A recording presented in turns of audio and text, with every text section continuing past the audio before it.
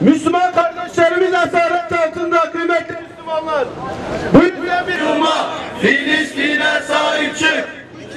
5 adım öne geldi, 5 adım. İngilizler Gazze'ye direnmişe bir selam. Hepimiz yaşasın Filistin mücadelemiz. Filistin'den defol, lakin İsrail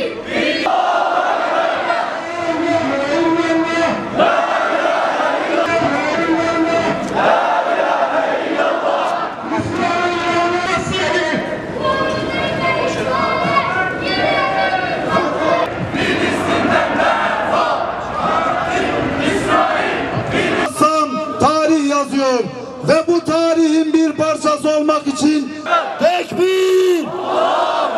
Tekbir!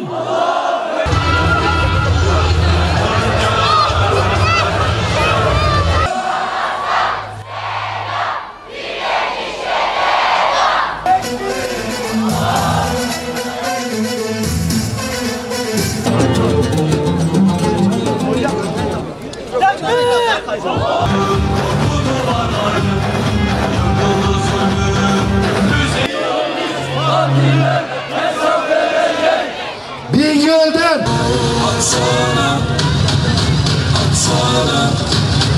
Euzu billahi mineşşeytanirracim. Bismillahirrahmanirrahim. Ya eyyühellezine amenu ista'inu bis-sabri ve-s-salâh.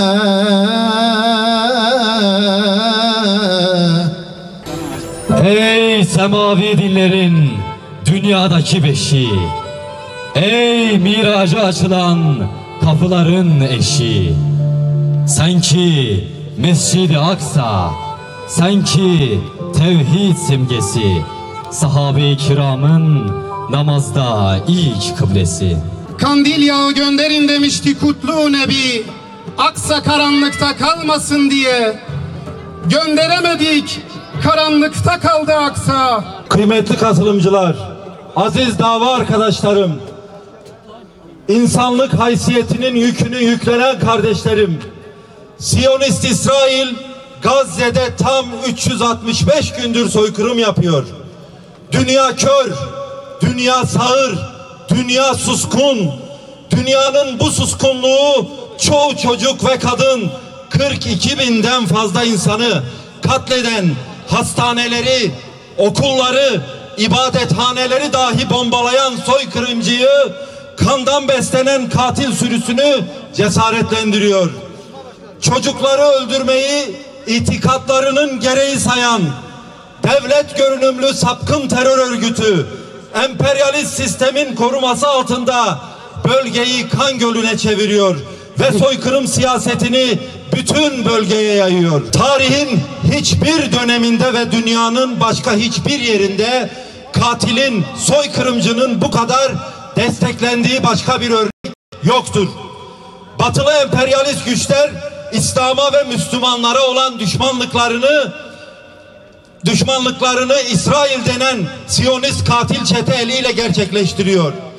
Söz konusu Müslümanlar olunca bugüne kadar iddia ettikleri demokrasi, insan hakları, özgürlük gibi bütün değerlerini çiğnemeleri bundan. Bir düşünün, kendilerinin dışındakilere insanımsı diyebilecek kadar insanlıktan çıkmış ırkçı bir rejim ve inançla karşı karşıyayız. Aklın, idrakin ve vicdanın rafa kalktığı bu kör inanç emperyalizmin desteğiyle dünyayı bir cehennem çukuruna sürüklüyor. Dilimiz varmıyor ama hapishanelere doldurdukları masum kardeşlerimize tecavüze varacak kadar ileri giden bir cinnet halini hangi akıl açıklayabilir? Uluslararası sistem ahlaken, fikren, fiilen çöktü. Uluslararası kurumlar çöktü. Daha da kötüsü, insanlık bütün değerleriyle birlikte bu katil rejim ve onu koşulsuz destekleyen emperyal güçler karşısında savunmasız. Değerli dostlar, kardeşlerim, mazlumun ahı arşa ulaştı. Anaların feryatları vicdanları ateşe verdi. Artık ne söz yetiyor ne kelam. Her şey gözümüzün önünde oluyor. Gazze'de olanları Siyonist İsrail'in propaganda aykıtına kanarak bizden uzakta diyen aymazlar uyanır mı bilemeyiz ama biz gerçekleri bir kez daha hatırlatalım. Bizzat Batılılar tarafından sırtı sıvazlanan terörist İsrail bugüne kadar kadın, bebek, çocuk, yaşlı ve hastanelerde tedavi gören 42 bin canı katletti. Tekrar ediyorum, batılı başkentlerde açıklanan, alkışlanan katil Netanyahu yönetimindeki Siyonist İsrail 7 Ekim'den bu yana 17 bini çocuk, 11.500'ü kadın olmak üzere 42 bin Filistinli masum kardeşimizi katletti. Bunlar resmi rakam. 97 binden fazla yaralı, 10 binlerce kayıp var. Değerli kardeşlerim, bunlar istatistiki rakam değil. Bunların her biri insan, her biri kardeşimiz. Bunlar bizim evlatlarımız, annelerimiz, bacılarımız.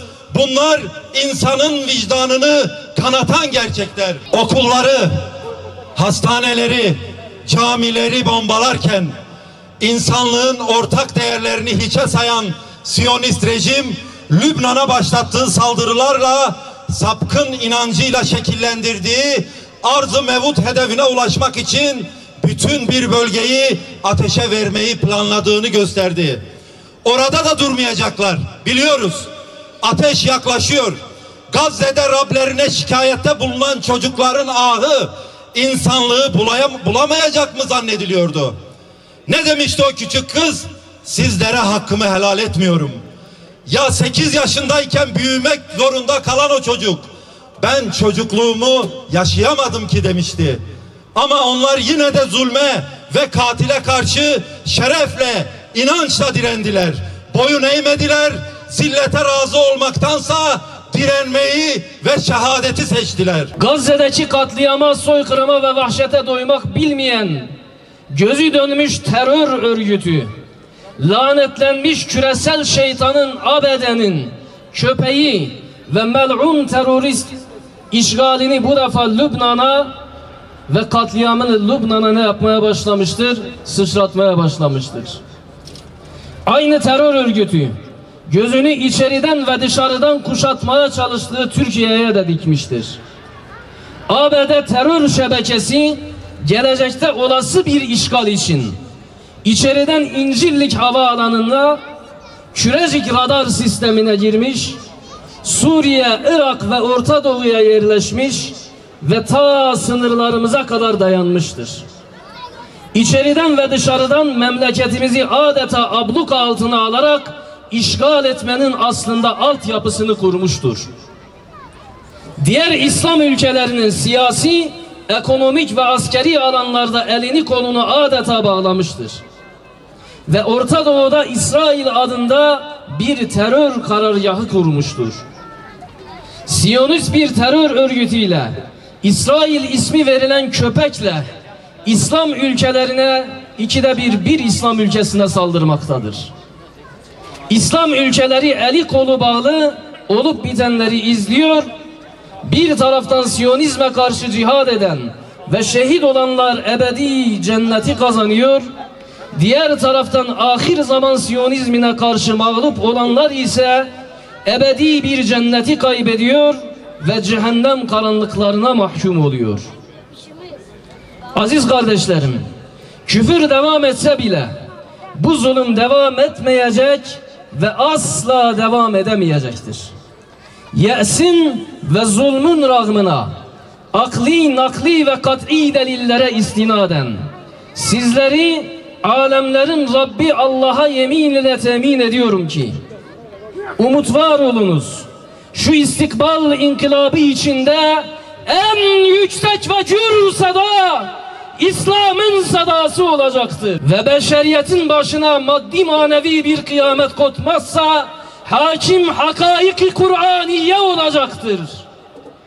Kur'an'ın semavi hüküm ve hakikati, İslam'ın adaleti, İslam'ın rahmeti ve medeniyeti dün olduğu gibi bugün de yarın da muasır cahiliyeyi mağlup edecek, ayak altına alacak, yeryüzündeki zulüm, vahşet ve dalalet karanlıklarını darmadağın edecek, zulmü, zalimleri ve siyonizmi dize getirecek, zelil ve kepaze edecek, esfel safiline atarak ebedi cehennem zindanlarının karanlıklarına mahkum edecektir.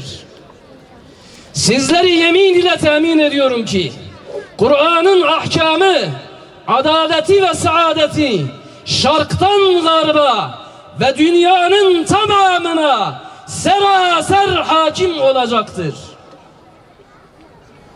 Evet, bugün Filistin'de, Gazze'de İslam dünyasının dört bir yanında bir zulüm devam ediyor. Fakat zalimler şunu iyi bellesinler ki zulmün topu var, güllesi var, kalası varsa ümmetin bükülmez bileği ve dönmez yüzü vardır. Elhamdülillahi Rabbil alemin. Vel akibetu lil muttaqin. Ve la udvane illa alel zalimin. Vessalatu vesselamu ala seyyidina Muhammedin ve ala alihi ve sahbihi ecma'in. Allah'ım, acizliğimizi, parçalanmışlığımızı sana arz ediyoruz.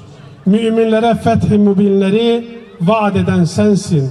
Sabahların yakın olduğunu, zulmedenlerin devrileceğini, salih kullarının yeryüzünde egemenlik kuracağını vaat eden sensin. Biz bir fethi mübin sabahında özgür Kudüs'e hepimizi ulaştır.